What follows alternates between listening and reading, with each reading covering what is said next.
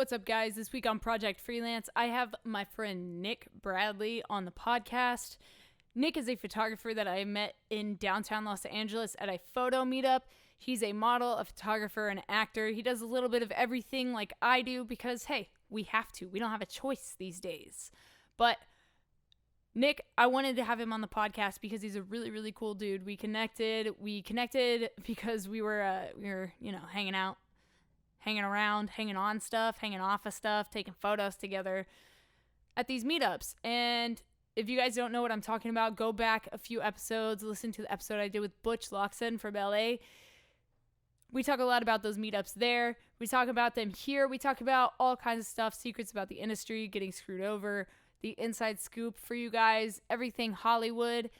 This is the episode for you. Thanks for checking out Project Freelance. If you guys like the episode, if you like the podcast, give it a rating. 5 stars. Only 5. That's the only option. Any less, don't even leave it. Don't even leave your review. I don't want it. All right. So if you guys are trying to get some Adobe software, do me a favor. Check out the link in the description. Students, you get 60% off. Everyone else, don't worry. You get some deals too. If you want to join some photo contests, also go down below. I have a documentary coming out. Actually, I have several documentaries coming out. RespectTheCrew.com. Check everything out there. Follow me at Kanagonio Photography on Instagram. And if you want to be on this podcast, go to KanagonioPhotography.com. Let me know. Let me know what you want. Let me know what you want to hear. Let me know if you need advice. Let me know if you guys want me to do some online courses, some Skype courses. If you guys want some tutorials, just go check out my website. I have a ton of stuff over there for you guys. Just go browse around. I made the website. It's pretty fun. It kind of reminds me of MySpace. So, yeah, check it out. Nic, talk to the people. Tell them what you're about. Hey everybody, welcome to The Good Life. I'm Nic Bradly. I'm an artist life coach for solo artists. I also run my own production company, and I'm talking to the amazing, wonderful host over here. I feel like she should be introducing herself first because I feel kind of like, this isn't my show. What am I doing? I feel like it's important. Just, you got it. It's your platform today. This is your show today, It's a collab. It's a collab okay, so, effort. Fair. That's fair. Okay, so what made you want to get started in all of this work? Like, what made you want to get started in the creative field? You could have done anything. You could have fucking worked at a bank. Like, why'd you want to be creative? Man, okay, so I'm the black sheep of my family. Like, everybody in my family are nurses or lawyers or whatever, and I never really felt like I fit into that. And when I was a kid, I had a lot of issues. Like, I don't want to go through them all, but I was bullied and everything like that for a long ass time. And when you feel like you're outcasted, the only thing you really have is your art, is your music, is what you draw, it's what you create. And I really got into that. So it was like finding myself through an art form. But eventually for me, I ended up doing more than one art form. That's what a lot of people know me, a lot of my friends know me as, is the guy who's like done everything. So I've gone through a lot of music, acting. I tried modeling, even though I was kind of forced into modeling, even though I never really saw myself as anything like that. I did graphic design, video, photography, like as much as I could. And I just found there's so much to learn through art forms. I think it's such a beautiful thing to have an appreciation for. Yeah, and I think talk about the importance of being well-rounded and doing multiple things. And like you said, like your friends say, like, this is the guy that's like done everything. He does everything. Because people tell me the same thing, like, oh, what, you do that too? Like, what don't you do? And I'm like, I'm just trying to make it out here. I know, you're all skilled. Every time I hang out, like, you're just always doing your own thing. You got all this stuff going on. Like, you're like modeling, you're acting, like, I'm just trying to make it, dude. You don't need to try. See that? Actually, that's something I just want to say really quick is I have this thing, a pet peeve about the word try, because for artists especially, I feel it's huge to never use like the word try, because there's an acceptance of the possibility of failure when you say, I'm going to try to do this. But if you say, I'm just going to do it, there is no possibility of failure. It's just literally, I want to do that. This is what I'm going to do. And you just set your mind towards it and do that. And that's one of the things that kept me going for all the arts I've done, is I've never had something to back me up on. So I just said, I've got no choice. I'm going to do this. And it changed my mentality totally. I feel it's extremely smart to be well-rounded in as many arts as you can, especially nowadays, because when you're an artist or an entrepreneur or whatever you are, it's hard to rely on people. And especially if you're not making enough money, or if you're just like, you don't know how to control your vision or with people and direct them. And, a lot of artists are kind of antisocial too. And that's how I was for a little while. And it's just, the more reliable you are on yourself, the more you can rely on your career being exactly what shape you want it to be, even though there's no way to tell at all what, it would look like. I feel a lot of people hold on to this vision of this is exactly what I want, what I'm going to create. But for me personally, I just let myself go to the universe. I just let it, correspond to me and just live its own life. And I just go with it. It gives me opportunities. I go with it. What inspired you to start doing graphic design and acting? Was it, from watching other people or hanging out with other creatives? What made you gravitate towards those things? For graphic design, that was kind of my first art form where I was just kind of fucking around, just drawing and things like that. I couldn't draw for shit. I could draw stick figures real well, but for some reason I could use Photoshop really well. It challenged me. This was when there was Photoshop version 2 or 3 or something, way before people were doing tutorials on it, and then people started doing tutorials, and I was super into it. But I really did that because my family wanted me to get a degree, and I didn't know what else to do. And it just, I don't know. Personally, I kept at it because the more design aspect the more it's going to help your overall art too, because there's a lot it teaches, not just about designing, but the mentality. I don't tell a lot of people, but I have 2 black belts, and what I've learned, I've been through a bunch of different martial arts too, is there's the best thing you learn out of these things is not just how to kick and punch or whatever, but there is a mentality that's super, super strong with every martial art, and they're all based on that foundation of that mentality. And the quicker you master that mentality, the more thoroughly you're going to learn about it. And that's how it is with art of any kind. It's a martial art. There's just so many kinds of arts. And with graphic design, there's the golden rule, if you learn about that, there's so many aspects, how to use color, how do you motivate yourself in all these different ways.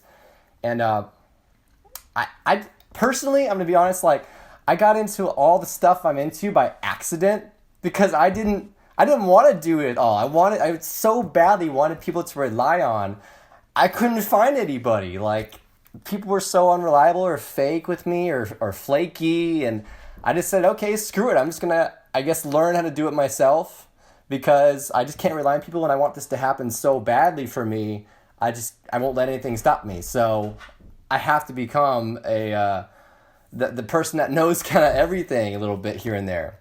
And it just kind of happens. Yeah. And I'm sure about that too. You're really well-rounded as well, Yeah, definitely. And I think as, an entrepreneur, as a freelancer, like you were saying earlier, not only, like you were saying, we have to do that. Now, another reason we do is because, we can't get, a high-paying job because they don't exist. They don't exist anymore, and, it's nuts. So we have to do so many things just to make it a living at this. And I mean, that's not saying that, Nick and I are, broke as shit, but we're saying in general for, we're saying in general for artists, starting artists especially. Really difficult.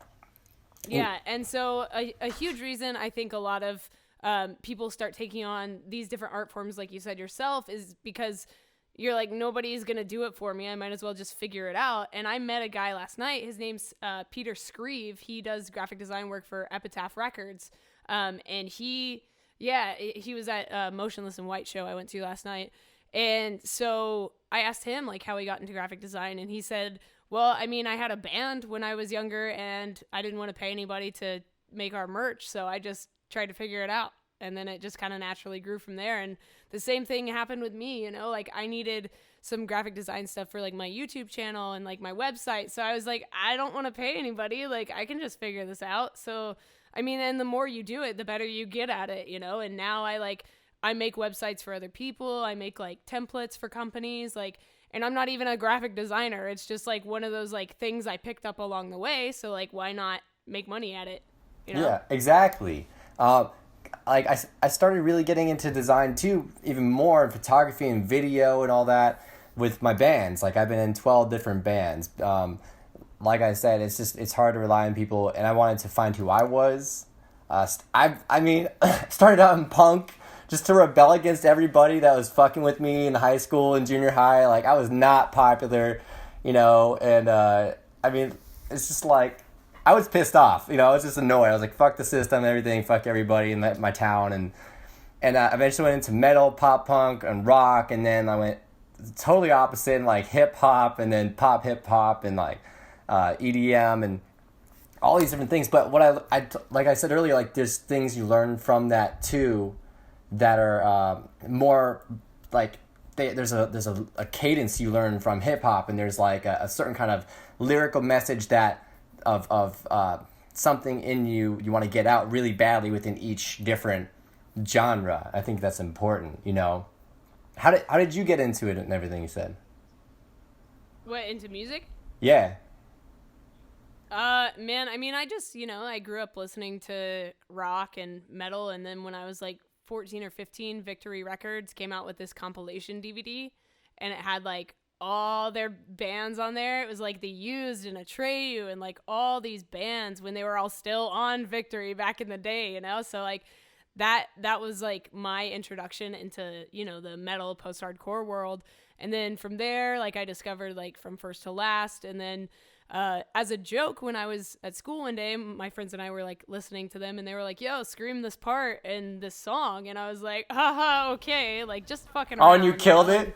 And I killed it, and then I was like, oh my God. So like I went home that day and I recorded a cover of Bodies by Drowning Pool and uploaded it to YouTube. And like this is when there was like seven like big YouTubers, It was like the Shaytards, Charles Trippy, like, like all the OG like YouTubers. And like, so it just kind of, that's where it all started. And then it just continues, dude. It's just all inspiration. Something has to inspire you, I think, to like start that. Exactly. That's the thing too. I feel like a lot of people, artists, don't know what they want to do too. And with that, I feel it's best to just experiment. Also, I study a lot from one of my online mentors. People I study a lot is Gary Vaynerchuk. I love the guy. He just like hardest working guy in the game, and he just tells it like it is. And a lot of times the algorithm I notice he says all the time is just like, it's always something you're already thinking, but you have to hear him say it, and he'll tell you how it is. He'll just say like, oh, you're fucking up because you're doing this. It's not the answer you want to hear, but when he tells it to you, it's like, okay, I'm glad he told me that because now I know. Yeah. Definitely. And it also validates your doubts or your questions, because you're like, oh, okay, good. I'm not the only person that feels this way. Yeah, exactly. And I just met him the other day. It was like, his energy is just insane. He's just like the coolest guy. He's so kind to every single person he ever meets. But yeah, and I also want to talk about like the law of attraction. It's real too. And I feel like that's huge for artists. Like, seriously, it freaks me out. I read the book a little bit over a week ago, and it took me, I think, 3 to 5 days to get the things I was asking for. And these were things that I didn't think would happen. Like, I read the book, and then I said, Gary, I wrote on one of his posts, I'm like, Gary, one day I'm going to shake your hand. I don't know when, but it's going to be soon. I'm going to do it. And then 3 days later, he says he has a pop-up in LA. I'm like, okay, like that's cool. And then I'm like, okay. And he has like a lotto where you get to win his shoes. He's coming out with to advertise his book and everything like that. And I'm like, okay, I'm gonna manifest this. I'm gonna manifest this number. Just say it over and over. I'm gonna think good, positive thoughts. I was never sure of this stuff before. It's like, it sounds kind of like, I don't know, just got coincidental, right? Like, But then I won. I'm like, okay. And I met him. I shook his hand tons of times. And I was like, there's something to this. It really works. And think back to it, my whole life has kind of been like a law of attraction. Like, you just don't let things get you down. Like, we get in our heads so badly. That's our biggest problem, is we tell ourselves no before we even try. And one thing I like about Gary is, it's hard for me personally, is it's about patience too. You got to keep going at it and growing. As long as you grow and keep growing every day, just one thing at a time, you could be as successful as you want to be. Like, there's nothing that can hold you back, you know? When I started singing, before I started singing at all, I didn't go to prom.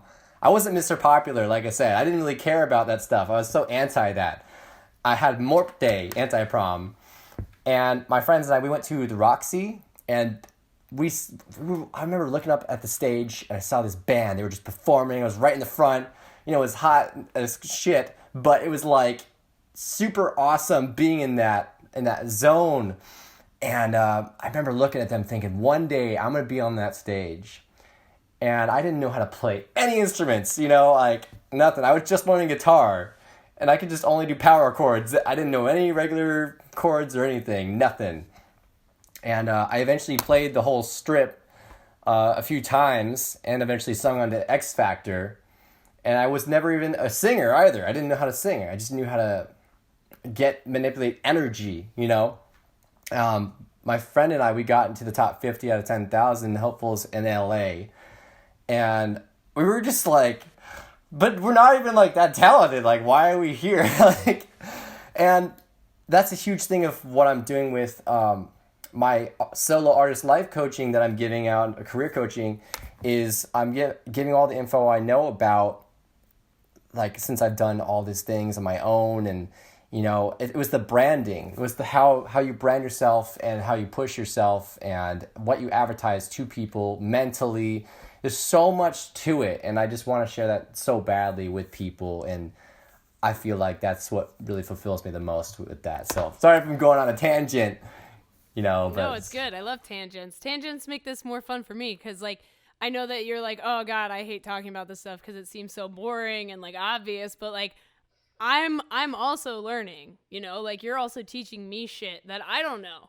And, I mean, I hope that these podcasts, and I've heard, you know, the feedback, but, like, I really hope that they reach out and they reach the people that need them, because I didn't have anybody. I didn't have a mentor, because, like, YouTube wasn't, like, a thing. Like you were saying, like, tutorials didn't exist back then. Like you guys, like, I want you to, like, seriously, like, hear me out. Like, there are no excuses, because you literally have everything, like, at your fingertips. Like, there's so much information out there, and you can literally learn anything you want. You just have to do it.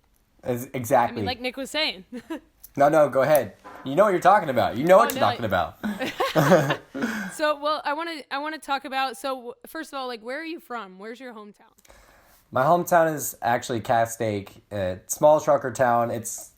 When I grew up there, literally, like, the best day ever was we just got a McDonald's, you know? So that's how small of a trucker town it is. Like, I grew up around, like, it was, like, just, like, the smell of gasoline, and my dad would buy me, like, a little 5-cent Tootsie Roll, and, you know, like, so it's just, like, that was fun. We just bike ride, and that's it, you know? And when McDonald's came into town, we were like, all right, let's do this. Let's have some fun. I don't even like McDonald's, but, I mean, it's just...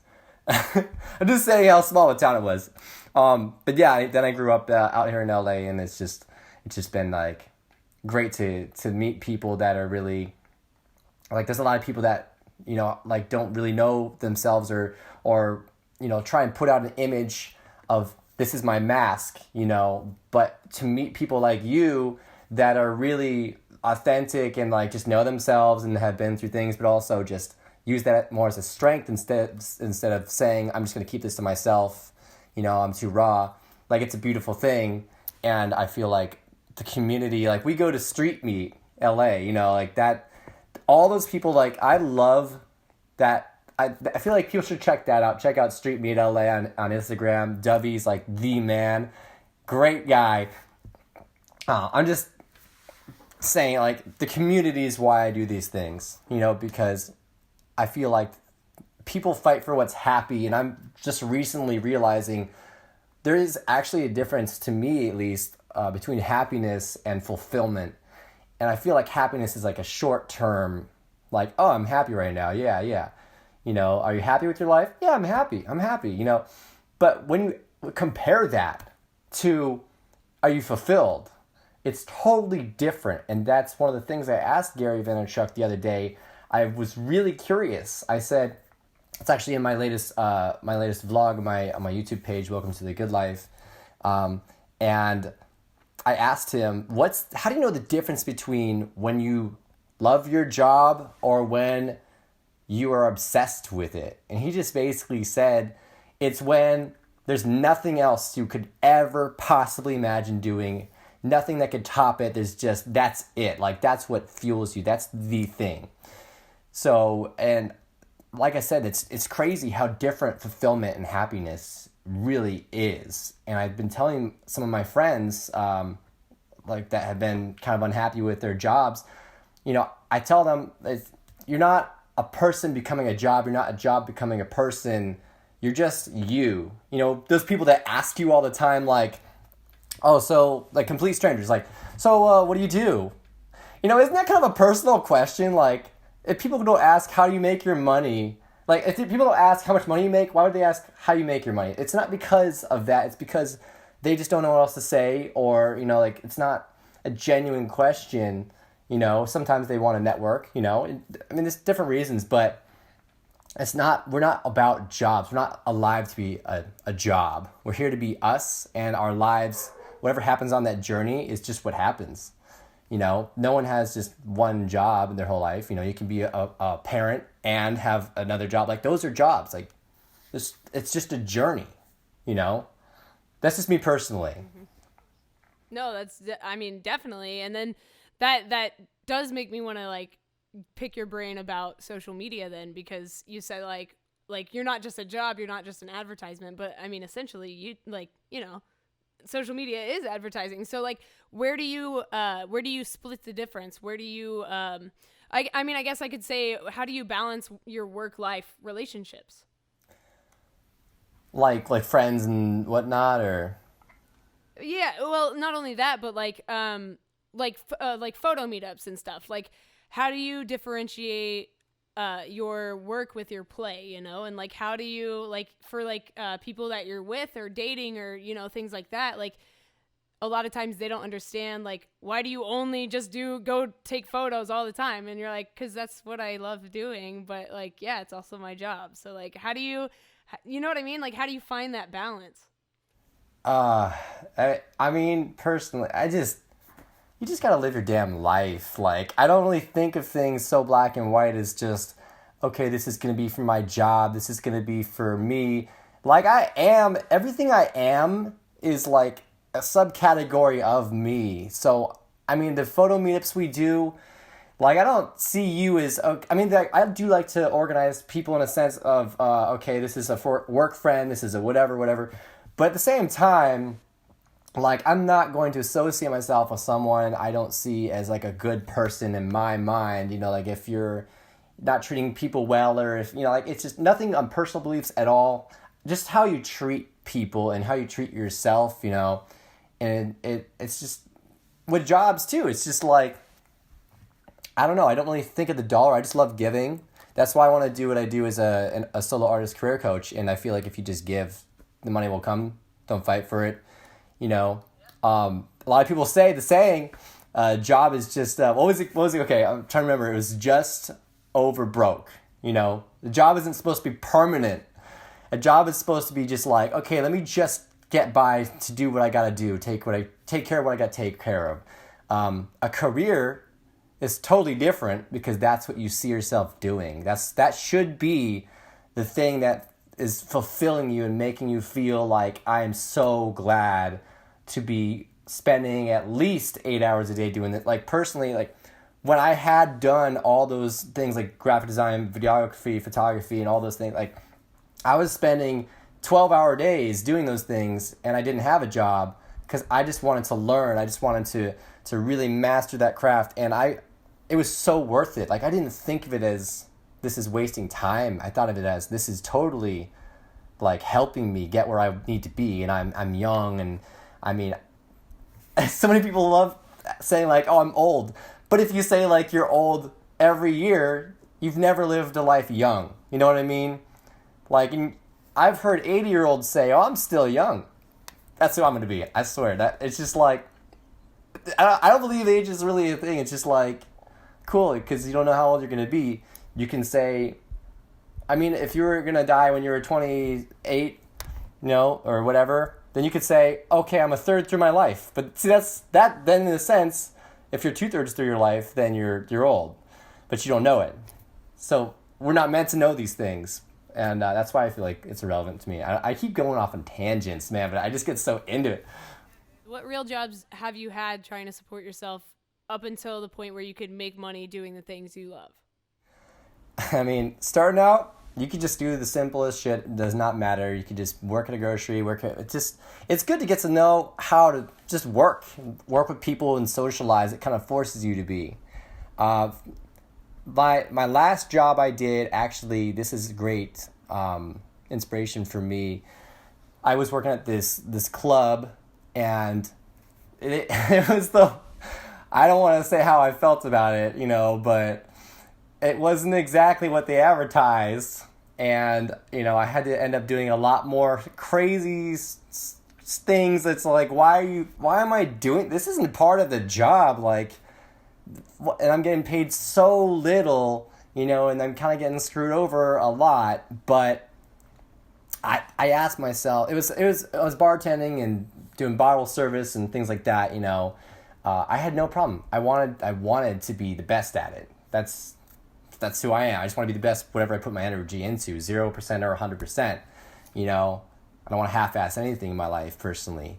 But I asked myself one day, I made like this much money, like so little. Could I, if I had a year to myself and I just worked my ass off, could I make more money working on my own, doing my own thing, working on my craft, than working here? And how would I feel good about it? And I said, I probably fucking would. So for the whole next year, it wasn't a lot, but I made twice the amount of money as I did at that job because I didn't see my worth. A huge thing is so many people don't realize your worth is the same as everybody else's. Nobody's born with more worth than anyone else because finances isn't everything. So many people that are rich or famous, they don't feel like they're worth anything. And some people just want to take that worth from you because you're so giving with that worth. And that makes you feel worthless. So you gotta find those people and just, get rid of them one by one, Like, what is your worth now? Like, how? Well, I'm not asking. Whatever. If you want to talk $1 million. about money, I don't give a fuck. $1 million a minute. To be honest with you, like, shit. I don't care. Like, I'll be fucking open about this stuff. Like, whatever. But I mean, like, how did you find your worth? And how did you start raising your rate? And what was that process? That's a tough thing, especially as a photographer, videographer, like. As an artist in general, you don't know how to rate yourself. Like, what do I do? Especially because it's so saturated. Like, you're competing with so many people. So, like, how do you find where you lie on that spectrum? Exactly. Well, first of all, I would definitely start off by accumulating multiple skills. Like, that's what I learned especially in this time, like in the acting industry, you have to know, like, to really make it, you got to know how to act and sing and dance and like juggle and, and talk with peanut butter in your mouth. Just like, why are these skills so necessary? Because you are running up against people who have mastered these things. They are just the best at it. And so the more knowledge you have, the better. And also, it kind of is who you know, but it's not as black and white as that. You can go out and just put effort into the world, message 100 people that you look up to. 1 out of 100 people that you look up to is going to eventually hire you. And I would, if in that sense, I would use someone that I would just do it free, like as an internship for a little while, a few months, a year, no more than a year, without pay. It's just because after that, it's like 1 year compared to your whole life is nothing. And it's huge that you get to, you can't pay to be with someone that has like, mentored hundreds of, entrepreneurs and millionaires. It's like, oh my God, I can't afford. What you have to dedicate is your time. Like, show them you're dedicated, show them your best self, but show yourself you're your best self. When it comes to actual rates, you just start out with, I just research, never underestimate that. It's huge. And I just want to say this to artists because I really want you guys to really see this, like I was saying with worth in yourself, is never, when you feel you're actually ready and you feel like you have the knowledge and education and experience and everything, make sure you don't undervalue your worth, because it's hard to say no and turn people down. I was kind of recently going through that. But it's huge to really know your worth, because I know some people who have told me they would have hired me at double the price, but, because they thought my work was good. But then they said like, oh, but your price is so low, it made me feel like your work wasn't as good, or there's something I'm not seeing. You got to know the market you're talking to. And that's what I'm saying, like with what I do as a artist career coach, solo artist career coach, is help you kind of find that, like find out when there's certain times to know these things and certain ways to approach everything. And it's just huge not knowing your worth. Like, you need to know off the bat, if you have put your passion into this and you've done this for a long time, you have a name under your belt, at least one name, like you have no reason not to charge just a little bit more than average at least. Like, I would start with average, I would start with free with a mentor. I've never had a mentor, but if I did, that's exactly what I would do. I know people who have done it. That's what they've done, and they've gotten like a rocket ship. Just they've gotten so much out of it. And working with a mentor, like, you also get like their knowledge, so you're also learning. It's basically like going to school and putting that schooling to work while you're doing it, and so of course, like, there's no way you could fail if you take an opportunity like that. And I feel like a lot of people are hesitant to do it because they're like, well, I'm not going to get paid, like, why should I give them my time? Because they don't realize, like what you said, like a year of your life is really not that much time, and like, so like, take the time. Like, it's totally worth it to just, like, if you want to dedicate yourself to getting better, like, that's a fantastic way to start. Exactly, as it should be. And it's such a big deal. Like, we are all, like I was saying earlier, like, oh, I feel so old, right? Like, that's you looking at time the wrong way, in my opinion, where you just feel like you're losing time and everything. It's just, if you just, like, literally, like, look at percentages of things. Like, a day doing this seems like a long time right now, but then in a year from now, you don't even really remember. Like, you just know that, okay, well, because of that day, I got this and this and this and this, and led to this, and I met this person through this person. And it's just like, it's a huge thing to not look at life in the way of, like, you're always losing something. Like, look at it in an optimistic way. I'm a huge optimist. A lot of people say that optimists are not realistic, but the truth is, realists are limited, in my opinion, because they look at what they see. They don't look at what they can't imagine. Like, Albert Einstein, he says a lot of the smartest people in the world are those that use their imagination to imagine things that are not yet created or discovered, and find that. They look for something outside of what they already know. And there's a lot of that within us that we don't know yet. And we just can't expect anything. I feel like expectations sets the bar here, and it just kind of like limits us, like a ceiling, personally.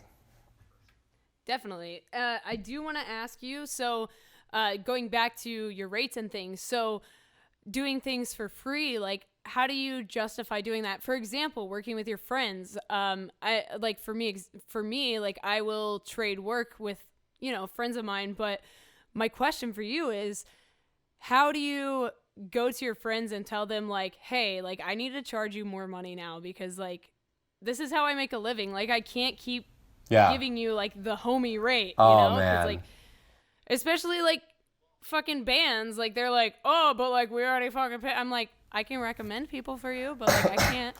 It goes with the worth again. And a huge thing too is you got to define who are your friends. Like, you know, if I had a friend that I knew was my friend, I would never have to ask them to pay me. They would say, you know, I guess, no, Nick, I'm going to pay you because I appreciate the effort and work you put in. But, you know, I understand people sometimes, they don't have money. You know, you can do trade-offs. Trade-offs are great. I've gotten so much out of trade-offs. Like, and it is a great way to network too. But you can't pay the bills off trade-offs. So, you know, you just got to be upfront with things like that. And confrontation is a huge thing for artists. It's like, we don't want to be confrontational. I like to call it controversially kind, where you literally, like, you don't have to be an ass and, like, yell at people and say, like, hey, you better start fucking paying me right fucking now.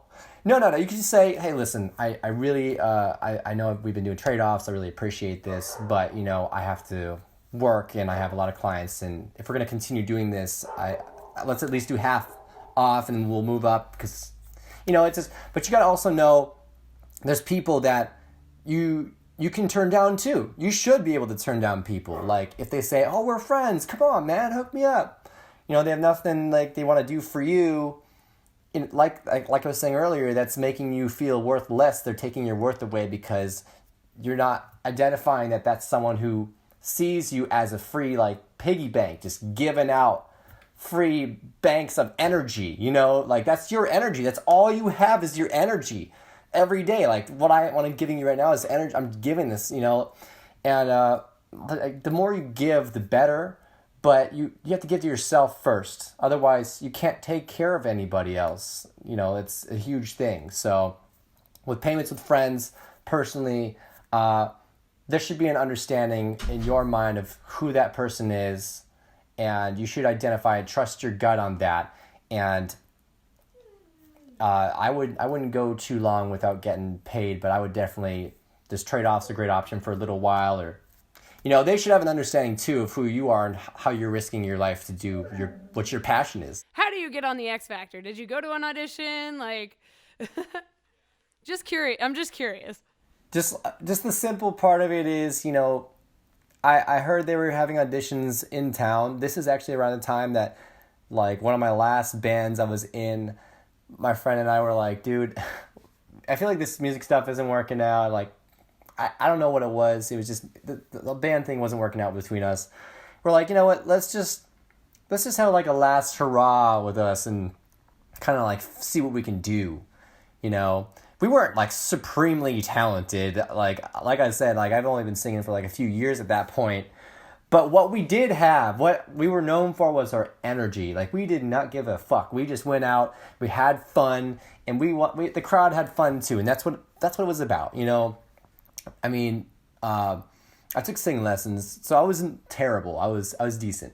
But we were still growing for sure. So we went in line. We woke up. I remember waking up at like 2 a.m. And like, I was looking at my clock like, oh my God, why am I doing this? I want to go to sleep. And we went, it was at USC, and I'm so glad we got there early because we were halfway through the line and there were 10,000 people there. 10,000. Not even kidding. They literally said over the intercom, like, there's 10,000 people here. Yeah, I'm like, holy shit. Okay, so we're looking at each other like, we're supposed to, like, beat these people? We hardly know what we're doing. And, like, we hear people singing once we got into the auditorium. Amazing, like their voices were like a mix of Fergie and Jesus. It was insane, you know.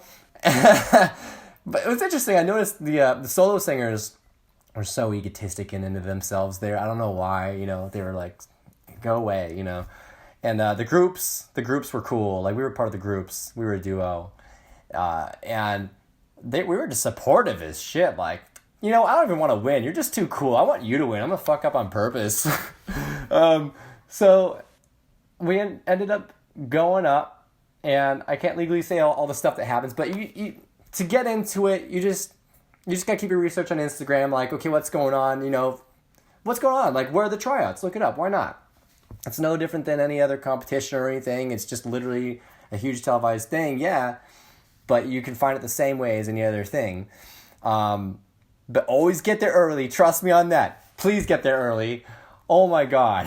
It was freezing in the morning, got hot later, and I was like, oh geez, this is not cool. I'm white too, so like I got majorly sunburned. Turned into a nice tan though. So I was tan for a day. That was nice. Anyway, so we went up. I can tell you the story what happened. Short story. So we went up on stage, right? So right before we jumped on, the host was like, hey, so, just go ahead and get some energy, go all crazy, have some fun. And my friend's like, I don't remember who it was. I think one of us said, should we go out like running or something? And I was like, I don't know if that's a good idea. Because that seems kind of douchey, but at the same time, it's good energy. I don't know. I'm not going to do it. My friend's like, let's do it, man. And so they're like, okay, up next is these guys. And then we went up. He runs into the light. What's up, Hollywood? And I'm like, oh, jeez.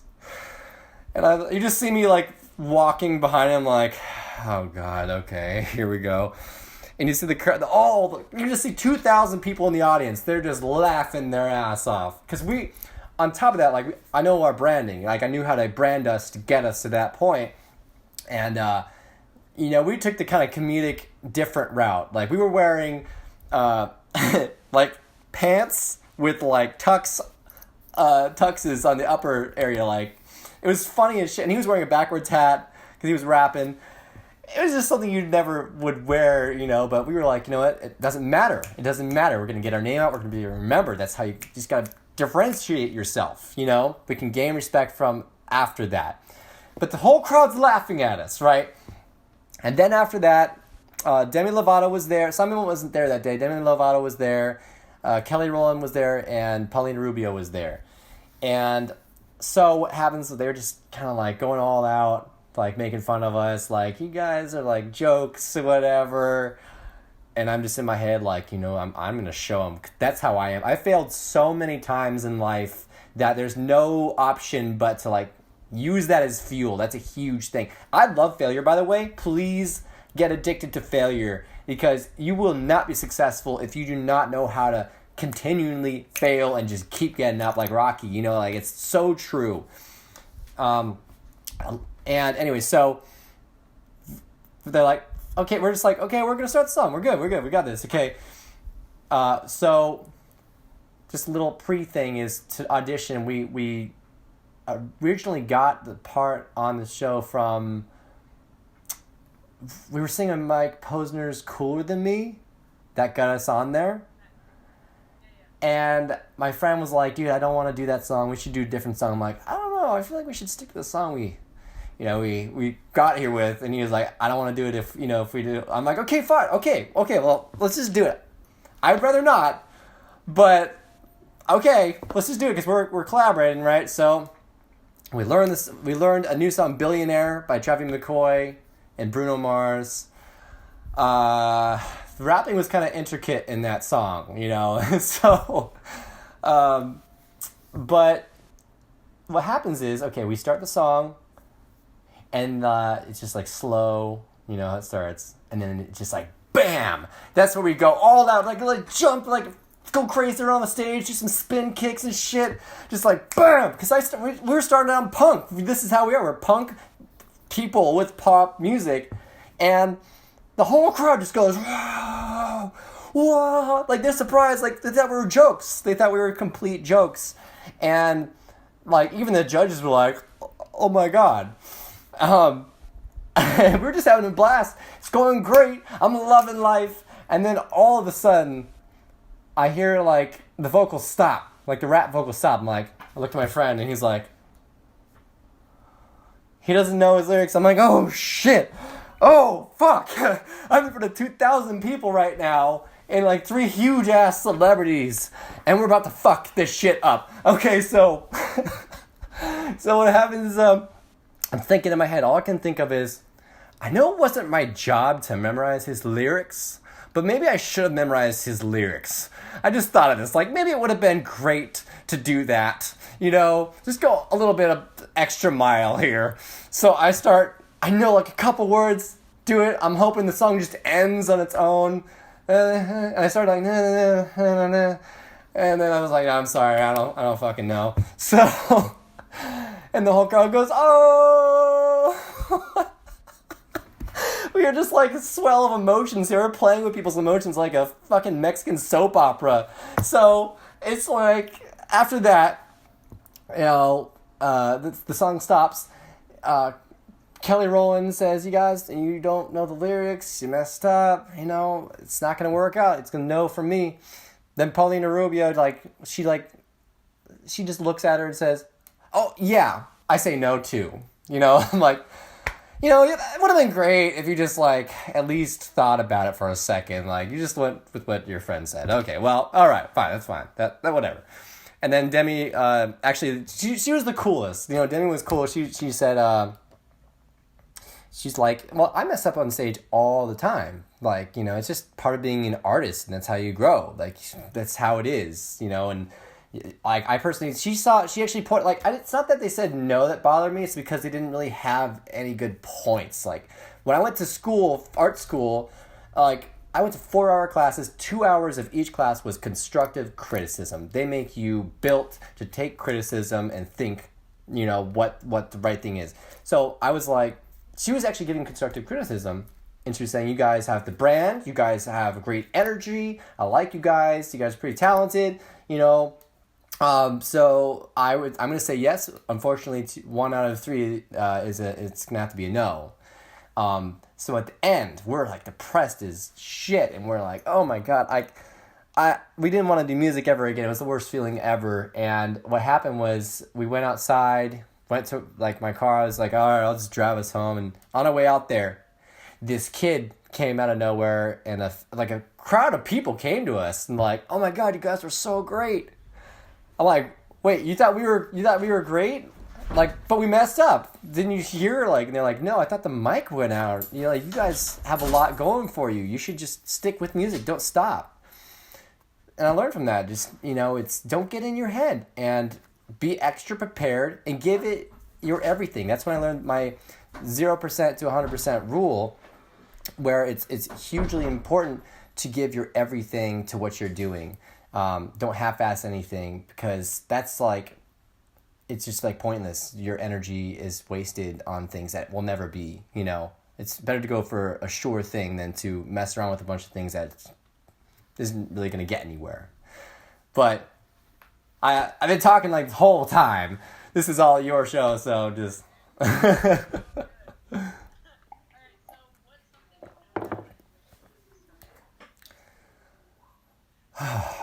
You know, there's a ton of things. There's a million things. I couldn't possibly say them all.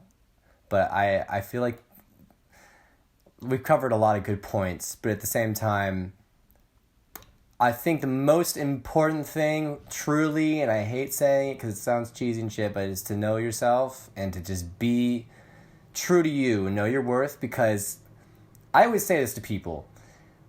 I used to go to meet up a lot of like celebrities and stuff, get their opinions. How do you do it? How do you get there? They always give me the cheesy answers like, dude, just keep going, be yourself, whatever. I'm like, oh, okay. But then I recently realized the cheesy answers are the foundation of the greatest answers of all time. And if you can't master the first basics, you cannot get any further. Because think about it. When someone says, be you, you're like, be me, whatever. Like, it's not a simple answer. Like, how much is there to you? There's a whole history to you. There's so much about you that no one else could ever possibly understand. So once you know that, and you know yourself, you can move forward from that point. And like, don't be hard on yourself. Like, that's my biggest problem. I'm always like, you know, it's an artist thing. We're so hard on ourselves, and we just feel like we're never good enough. We're never going to be able to really be what we want to be. It's just, stop doing that, because you may not even realize, but no one else may think that about you. And if you're the only one in the room thinking that way, I mean, you're literally in control of your own destiny, and just keep going. Just if you have a dream and you're doing it for the right reasons, that's my second one, is why. Ask yourself why. This is so huge. If you don't know why you're truly doing what you're doing, it's going to end up not existing. Like, I asked this girl the other day, like, we used to, I acted and she acts, and she's like, I want to do drama. And I just asked her why. I'm like, well, why drama? She's like, I never really thought of that before. Huh. And I said, yeah, because for me personally, I used to want to do drama, but I was a total goofball. It seemed out of character. So to be in drama, I'm like, why do I act so damn serious on camera? I don't give a shit what anyone thinks anywhere else. Why here? And I realized it was because there was something within me that wanted to give a message to people and be taken seriously. I wanted people to take me seriously, but you can take yourself, you can be taken seriously by just being you to the fullest and not changing who you are, sticking to your goal, and then killing the game. Just being the fucking best, Don't aim to be average, Just go all out, be the best you. Don't aim to beat anyone else. Competition's cool. I use it all the time. But be your own competition. Like, be better than you could possibly imagine, and you can get there. I never imagined to be on X Factor. I never imagined to even learn how to sing, Just don't say no. Be open, and just go for it. Know your worth. Just be a fucking dragon. Be a fucking dragon. Get like a skull tattooed on your forehead. Remind yourself every day, oh yeah, that's right. I'm gonna kill this day. That's right. Yeah. Okay, so give people some final advice if you have any, and tell us where we can find you. So final advice, that was some big stuff that really had affected my life. If you guys really have any questions, you can just contact me, because I literally have dedicated my life to being a solo artist, doing everything on my own. I've had almost no support for the longest time, and I know the mentalities of it, the artistry, how to advertise, the branding, all that. So you can contact me, Nic Bradly at gmail.com. There's no K in Nick, no E in Bradley for my name. Check out my YouTube, Welcome to the Good Life with Nic Bradly. Instagram, Nic Bradly. No K, no E. I do want to leave off with something extra. There's just so much. Is there like a specific thing? You could just throw something out. I'll throw something in there. Let's talk about, because I kind of wanted to bring it up. Talk about the importance of getting out of your hometown, because people are afraid of that. People are afraid to leave. It's a big risk. But it's if you wanna like, why'd you come to LA? I came to LA from Australia. I went from Australia. I was gonna move back home, and my home is Oklahoma. But I was like, there's nothing there. I'll never be able to get any work there. And so I was like, everybody else went to Los Angeles, California to make it. So, that's what I'm going to do. I can't take credit for saying that, because I live literally 30 miles away from LA, and I look up so much to people that come from other places to LA to act, or New York, or, because they are risking everything, and they know what it's like to go all out. And but I do know how to risk my everything for what I want, because everything I've ever done, I didn't know shit about it. I've started from the bottom in everything I've done, and I've gone way, way up from those things. And it's huge. Any successful person will tell you the same thing is, and I don't consider myself like, hey, I'm the successful guy, but this is the people I've studied from, and I feel successful in what I've done. And you gotta know how to risk. If you don't risk, you're not gonna be, if you are in a room and you have the key to get out, but the lock's on the inside, the risk is using that key, putting it in the door, and saying, okay, I don't know what's out there. I'm scared shitless. It could be dark. It could be no lights. There could be a trap. I don't know. But it's a hell of a lot better than being stuck in here, of knowing I have potential and to open that door and see what's on the other side. Risk is knowing that, having an understanding that you don't know everything, and you're just a human being like everyone else, but you know yourself, and you have faith in yourself, and it's huge to have faith in you and know you can take care of yourself. That's, I think, the biggest thing is really just find whatever it is within you that you have faith in yourself that you will be fine no matter what, because at the end of the day, you will pick yourself back up. You're the one who's going to be learning and researching and fighting to open that door. And if you don't open that door, that's cool. You can be in a comfort zone all your life. But comfort zone is a quicksand. It's quicksand. You're only going to sink deeper and deeper and deeper until you can't get out. And then you'll never, ever know what it's like to breathe. You know what I mean?